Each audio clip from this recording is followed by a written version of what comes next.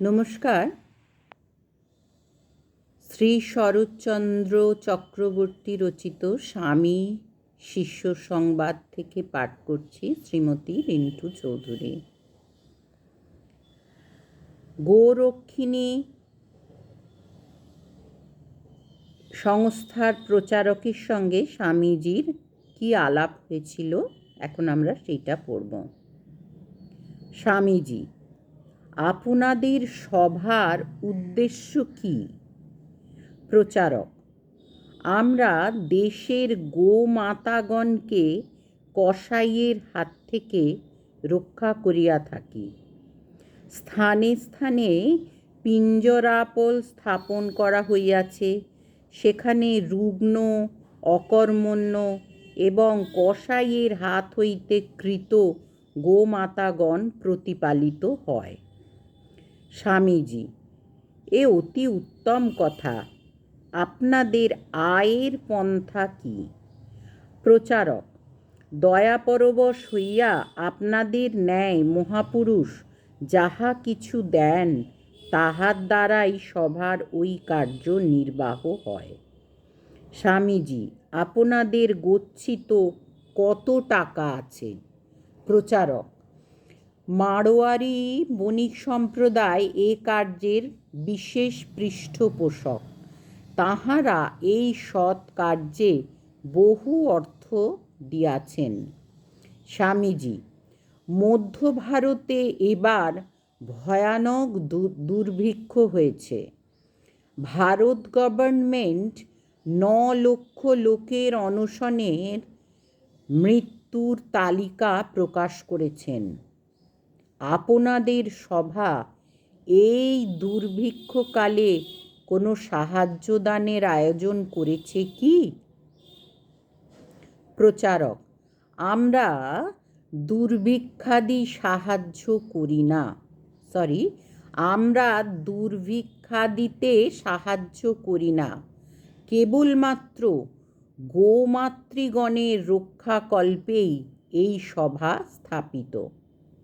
স্বামীজি: যে দুর্ভিক্ষে আপনাদের জাত ভাই লক্ষ লক্ষ মানুষ মৃত্যুমুখে পতিত হল, সামর্থ্য সত্ত্বেও আপনারা এই ভীষণ দুর্দিনে তাদিগকে অন্ন দিয়ে সাহায্য করা উচিত মনে করেননি? প্রচারক: না, লোকের কর্মফলে পাপে এই দুর্ভিক্ষ হইয়াছিল। যেমন কর্ম তেমনি ফল হইয়াছে। প্রচারকের কথা শুনিয়া স্বামীজির বিশাল নয়ন প্রান্তে যেন অগ্নিকণা স্ফুরিত হইতে লাগিল। মুখ আরক্তিম হইল, কিন্তু মনের ভাব চাপিয়া বলিলেন যে সভা সমিতি মানুষের প্রতি সহানুভূতি প্রকাশ করে না, নিজের ভাই অনশনে মরছে দেখেও তার প্রাণ রক্ষার জন্য এক মুষ্টি অন্ন না দিয়ে পশু পক্ষী রক্ষার জন্য রাশি রাশি অন্ন বিতরণ করে, তার জন্য আমার কিছুমাত্র সহানুভূতি নেই। তার দ্বারা সমাজের বিশেষ কিছু উপকার হয় বলে আমার বিশ্বাস নেই। কর্মফলে মানুষ মরছে এরূপে কর্মের দোহাই দিলে জগতে কোনো বিষয়ের জন্য চেষ্টা চরিত্র করাটাই একেবারে বিফল বলে সাব্যস্ত হয়।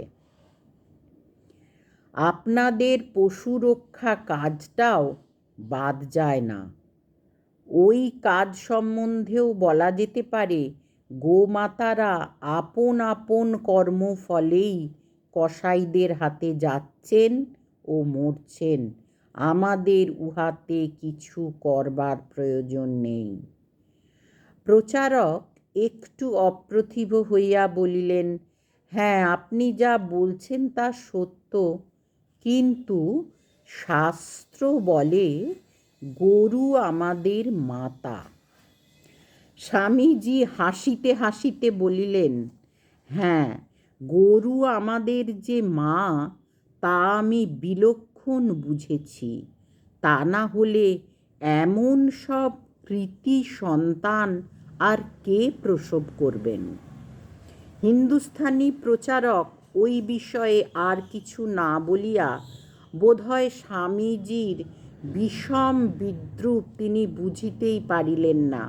স্বামীজিকে বলিলেন যে এই সমিতির উদ্দেশ্যে তিনি তাহার কাছে কিছু ভিক্ষা প্রার্থী।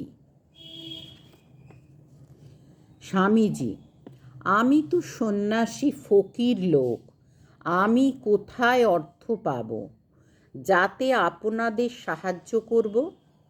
তবে আমার হাতে যদি কখনো অর্থ হয়, অগ্রে মানুষের সেবায় ব্যয় করব। মানুষকে আগে বাঁচাতে হবে। অন্নদান, বিদ্যাদান, ধর্মদান করতে হবে। এসব করে যদি অর্থ বাকি থাকে তবে আপনাদের সমিতিতে কিছু দেওয়া যাবে। কথা শুনিয়া প্রচারক মহাশয় স্বামীজিকে অভিবাদনান্তে প্রস্থান করিলেন। তখন স্বামীজি আমাদিগকে বলিতে লাগিলেন, কি কথাই বললে! বলে কিনা কর্মফলে মানুষ মরছে, তাদের দয়া করে কি হবে? দেশটা যে অধঃপাতে গেছে ইহাই তার চূড়ান্ত প্রমাণ। তোদের হিন্দু ধর্মের কর্মবাদ কোথায় গিয়ে দাঁড়িয়েছে দেখলি? মানুষ হয়ে মানুষের জন্য যাদের প্রাণ না কাঁদে তারা কি আবার মানুষ? এই কথা বলিতে বলিতে স্বামীজির সর্বাঙ্গ যেন ক্ষোভে দুঃখে শিহরিয়া উঠিল। অনন্তর স্বামীজি তামাক টানিতে টানিতে শিষ্যকে বলিলেন, আবার আমার সঙ্গে দেখা করো। শিষ্য: আপনি কোথায় থাকিবেন? হয়তো কোনো বড় মানুষের বাড়িতে থাকিবেন, আমাকে তথায় যাইতে দিবে তো? স্বামীজি তখন বলছেন, সম্প্রতি আমি কখনো আলমবাজার মঠে ও কখনো কাশীপুরে গোপাললাল শীলের বাগান বাড়িতে থাকব, তুমি সেখানে যেও। শিষ্য: মহাশয়, আপনার সঙ্গে নির্জনে কথা কহিতে বড় ইচ্ছা হয়। স্বামীজি: তাই হবে, একদিন রাত্রিতে যেও, খুব বেদান্তের কথা হবে। শিষ্য: মহাশয়, আপনার সঙ্গে কতকগুলি ইংরেজ ও আমেরিকান আসিয়াছে, শুনিয়াছি তাহারা আমার বেশভূষা ও কথাবার্তায় রুষ্ট হইবেন না তো? স্বামীজি: তাঁরাও সব মানুষ, বিশেষত বেদান্ত ধর্মনিষ্ঠ। তোমার সঙ্গে আলাপ করে তারা খুশি হবে। শিষ্য: মহাশয়, বেদান্তে যেসব অধিকারীর লক্ষণ আছে তাহা আপনার পাশ্চাত্য শিষ্যদের ভেতরে কিরূপে আসিল? শাস্ত্রে বলে, অধীত বেদ বেদান্ত, কৃত প্রায়শ্চিত্ত, নিত্য নৈমিত্তিক কর্মানুষ্ঠানকারী, আহার বিহারে পরম সংযত, বিশেষত চতুর সাধন সম্পন্ন না হইলে বেদান্তের অধিকারী হয় না। আপনার পাশ্চাত্য শিষ্যেরা একে অব্রাহ্মণ, তাহাতে অসন বসনে অনাচারী, তাহারা বেদান্তবাদ বুঝিল কি করিয়া? স্বামীজি: তাদের সঙ্গে আলাপ করেই বুঝতে পারবে তারা বেদান্ত বুঝেছে কি না। স্বামীজি বোধহয় এতক্ষণে বুঝিতে পারিলেন যে শিষ্য একজন নিষ্ঠাবান আচারী হিন্দু। অনন্তর স্বামীজি কয়েকজন শ্রীরামকৃষ্ণ ভক্ত পরিবেষ্টিত হইয়া বাগবাজারের শ্রীযুক্ত বলরাম বসু মহাশয়ের বাটিতে গেলেন। শিষ্য বটতলায় একখানা বিবেক চূড়ামণি গ্রন্থ ক্রয় করিয়া দর্জিপাড়ায় নিজ বাসার দিকে অগ্রসর হইল। নমস্কার। নমো শ্রী জ্যোতিরাজায় বিবেকানন্দ সুরয়ে সচ্চিৎ সুখ স্বরূপায় স্বামিনে তাপহারিণে স্বামিনে তাপহারিণে স্বামিনে তাপহারিণে। ওম শান্তি শান্তি শান্তি। হরি ওম তৎসৎ।